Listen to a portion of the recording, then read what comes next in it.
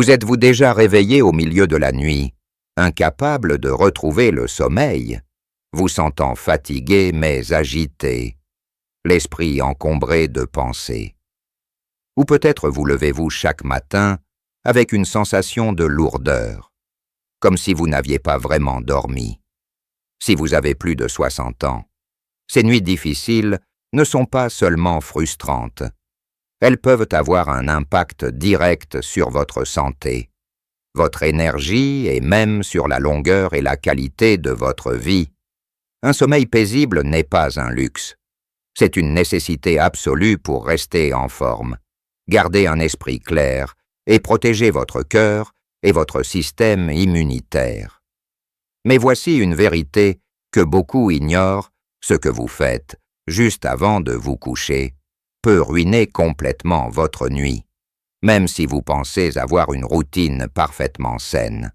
Aujourd'hui, je vais vous révéler 5 choses à éviter absolument avant de dormir pour garantir un sommeil réparateur et profond. Ces erreurs peuvent sembler anodines, mais elles perturbent votre corps et votre esprit de manière insidieuse, surtout à notre âge. Restez avec moi jusqu'à la fin, car je vais partager des conseils simples et pratiques que vous pouvez appliquer dès ce soir pour transformer vos nuits et, par conséquent, vos journées.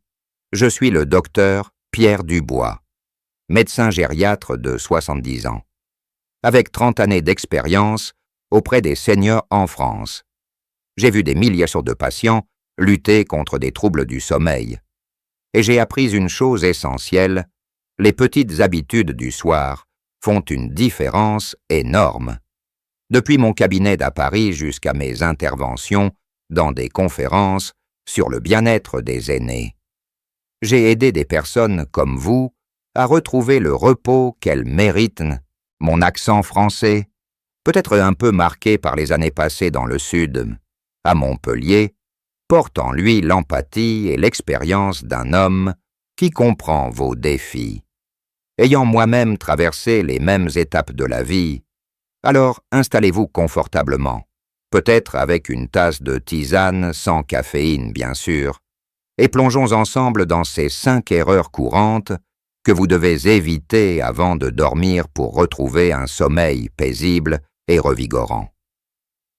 Commençons tout de suite par la première chose à éviter.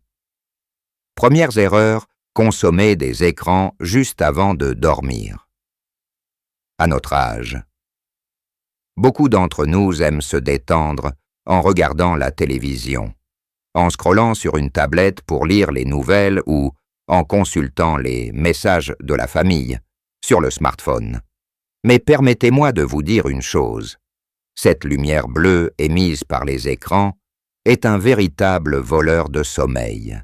Elle trompe votre cerveau en lui faisant croire qu'il fait encore jour, supprimant la production de mélatonine, cette hormone qui vous aide à vous endormir. J'ai vu tant de patients, comme Madame Claire, 68 ans, qui passait chaque soir 1 heure sur son téléphone pour jouer à des jeux ou lire des articles.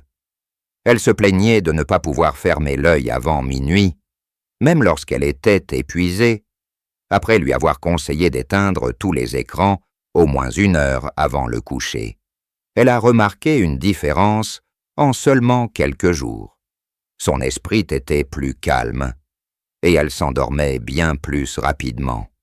Alors, si vous avez cette habitude, essayez de la remplacer par une activité apaisante, lire un livre papier, écouter une musique douce ou simplement fermer les yeux et respirer profondément.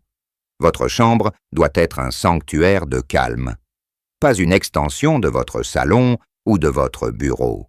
Pensez-y ce soir, éteignez ces écrans, rangez-les hors de portée, et vous verrez que votre corps vous remerciera par une nuit plus douce.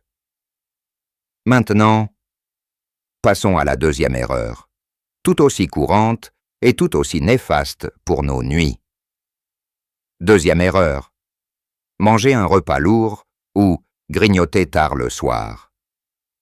Je sais combien il peut être tentant de terminer la journée avec un bon plat de cassoulet ou un morceau de fromage accompagné d'un verre de vin, surtout après une journée chargée ou une réunion de famille.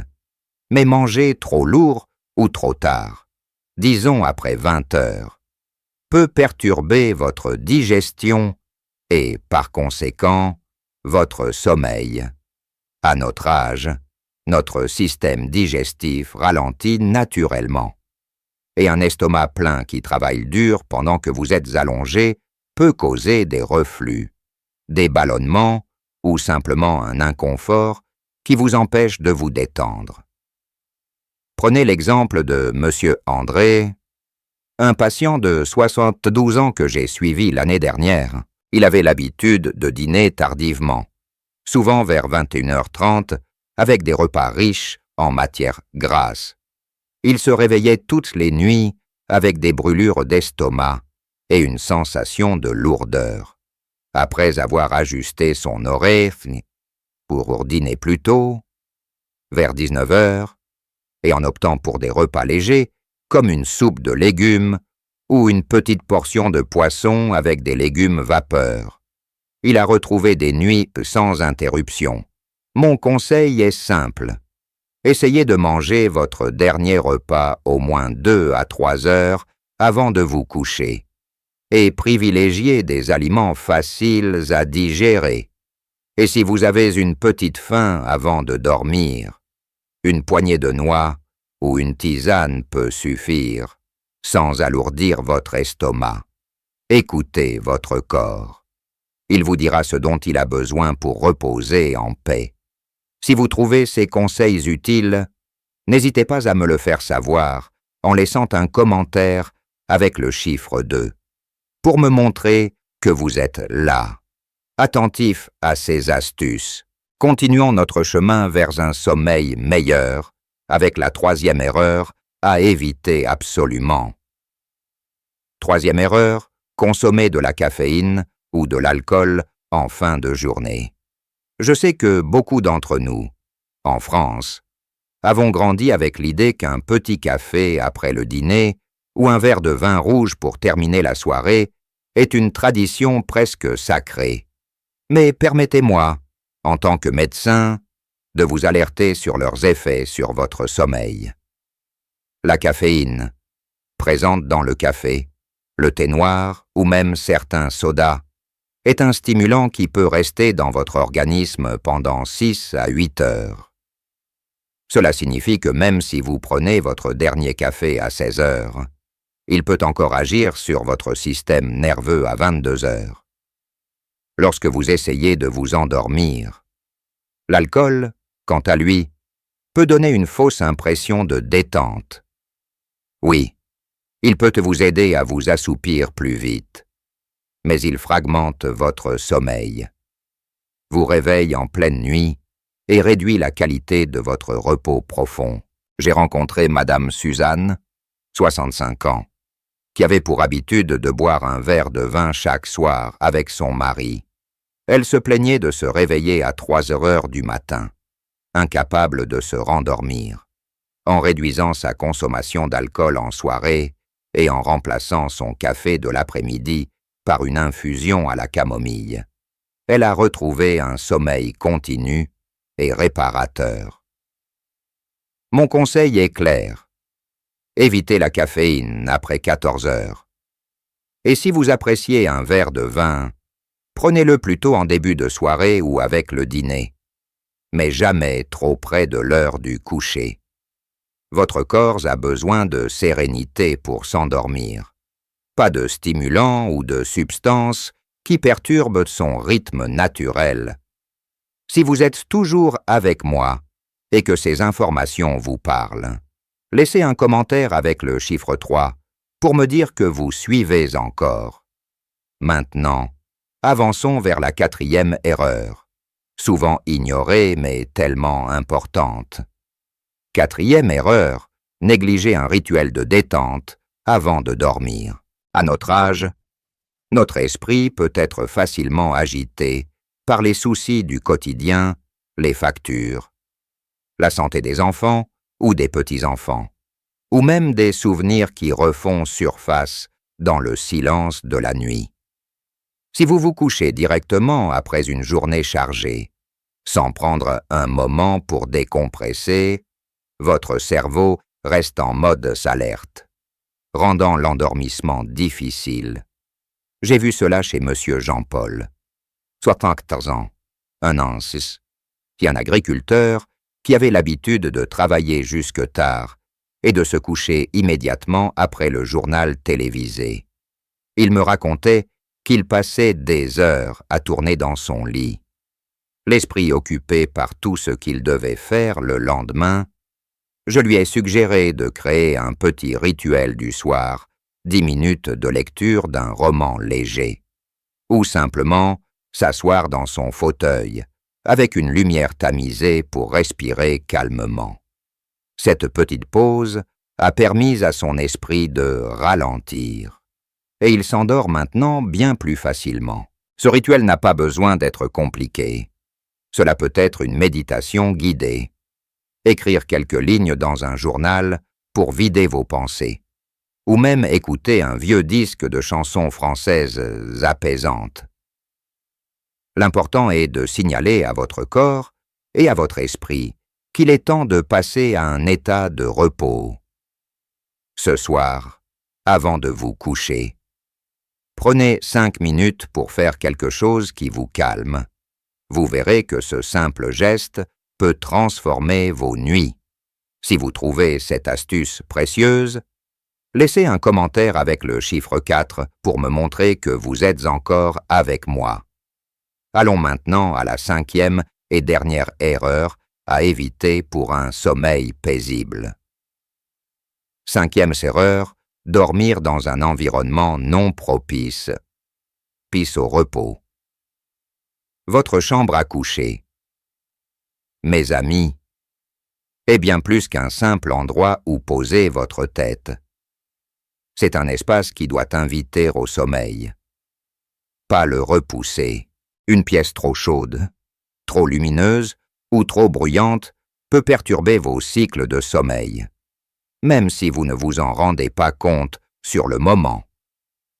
À notre âge, nous sommes souvent plus sensibles à ces petites perturbations. Une température idéale pour dormir se situe autour de 18 à 20 degrés Celsius. Si votre chambre est trop chaude, votre corps aura du mal à se refroidir naturellement, ce qui est nécessaire pour s'endormir. De même, la lumière, qu'elle vienne d'une lampe de chevet trop forte ou des réverbères à travers des rideaux mal tirés, peut empêcher votre cerveau de se mettre en mode nuit, et le bruit, qu'il s'agisse des voitures dans la rue ou d'un téléviseur allumé dans une pièce voisine, peut vous tirer d'un sommeil léger. J'ai eu une patiente, Madame Colette, 71 ans, qui vivait près d'une route passante. Elle ne comprenait pas pourquoi elle se réveillait si souvent. En installant des rideaux occultants pour bloquer la lumière et en utilisant des bouchons d'oreilles légers pour atténuer le bruit. Elle a vu une amélioration spectaculaire dans la qualité de son sommeil. Prenez un instant pour évaluer votre environnement ce soir. Votre chambre est-elle sombre, silencieuse et fraîche? Si ce n'est pas le cas, faites de petits ajustements, tirez bien les rideaux, utilisez un ventilateur si nécessaire, ou demandez à votre conjoint d'éteindre tout appareil bruyant. Ces détails, bien que simples, peuvent faire une différence énorme. Si vous êtes toujours là, et que ces conseils résonnent avec vous, laissez un commentaire avec le chiffre 5 pour me dire que vous avez suivi jusqu'au bout. Avant de conclure, permettez-moi de vous rappeler que ces 5 erreurs à éviter: les écrans, les repas lourds ou tardifs, la caféine et l'alcool en fin de journée, l'absence d'un rituel de détente et un environnement de sommeil inadapté ne sont pas des fatalités. À notre âge, chaque nuit de sommeil réparateur est un cadeau que nous faisons à notre corps et à notre esprit, en tant que médecin gériatre. J'ai vu des patients transformer leur vie simplement en ajustant ces petites habitudes du soir. Vous n'avez pas besoin de tout changer d'un coup. Commencez par une ou deux de ces astuces dès ce soir. Peut-être éteignez-vous votre téléphone 1 heure plus tôt. Ou préparez-vous un dîner plus léger. Voyez comment votre corps réagit. Et construisez progressivement une routine qui vous convient. Le sommeil n'est pas seulement une question de repos. C'est une fondation pour rester actif, joyeux et en bonne santé, dans les années qui nous restent. Nous, les seniors, savons que chaque jour compte, et une bonne nuit peut rendre ces jours bien plus lumineux. Merci de m'avoir écouté avec attention. J'aimerais connaître votre avis. Laissez un commentaire pour partager une chose que vous avez apprise aujourd'hui et comment vous comptez l'appliquer dans votre routine du soir. Vos pensées me tiennent à cœur. Et lire vos messages me donne une immense motivation pour continuer à partager ces conseils. Si vous avez trouvé cette discussion utile, n'hésitez pas à montrer votre soutien, que ce soit en laissant un mot doux ou en partageant ces astuces avec un ami ou un proche qui pourrait en avoir besoin. Votre engagement m'aide à continuer à créer du contenu qui informe et inspire. Merci encore d'avoir pris ce temps avec moi, et je vous souhaite une nuit paisible, ce soir et toutes les nuits à venir. À très bientôt pour d'autres conseils pour bien vieillir ensemble.